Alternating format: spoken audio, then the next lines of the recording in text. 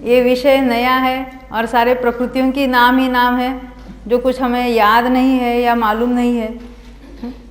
फिर भी जो विषय हम बार बार सुनते हैं उससे परिचित भी हो जाते हैं, वो याद भी हो जाता है। हमारे घर में बच्चा जन्मता है तो हमें उसकी तो शादी वो बारात भी उसके सामने सब कैसे आएंगे, किसको बुलाएंगे, सब बोलते कि नहीं। उसके साथ तो इतनी बातें करते, 6 महीने में वो बोलना अपनी भाषा भी समझता है और फिर थोड़े दिन में बोलना भी सीख जाता है।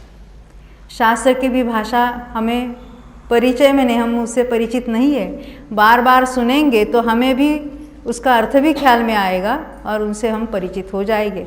फिर उसकी सूक्ष्मता ख्याल में आती है तो बिल्कुल अनोखा आनंद आ जाता है, क्योंकि ये जो सारी सत्य बातें हमारे ख्याल में आती है जो केवल ज्ञानी ने जानी हुई है। और करना नियोग जाने बिना कोई श्रेणी नहीं चढ़ेगा, मालूम है।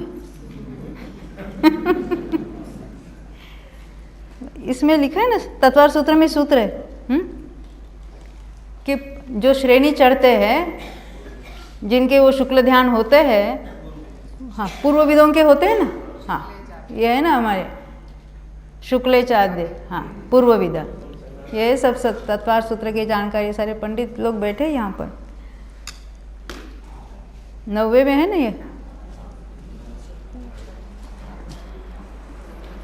90वें अध्याय में होगा ये सूत्र, हाँ 90 में है। शुक्ल ध्यान के 4 भेद,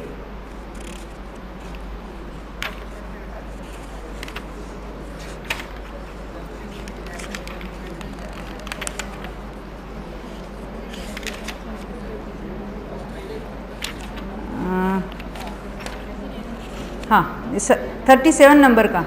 शुक्ल ध्यान के स्वामी कौन है? शुक्ल ध्यान किसको होता है?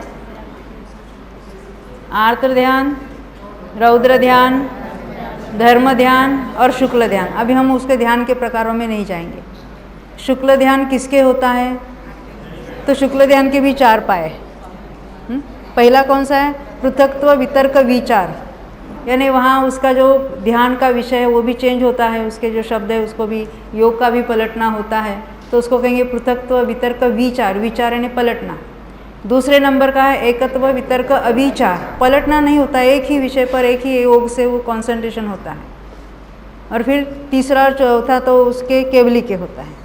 तो ये जो पहले 2 है शुक्ले च आद्य पूर्व विदा, यानी शुक्ल ध्यान यानी श्रेणी में होता है, 8वें गुणस्थान से होता है। और दूसरा नंबर का शुक्ल ध्यान तो 12वें में होता है।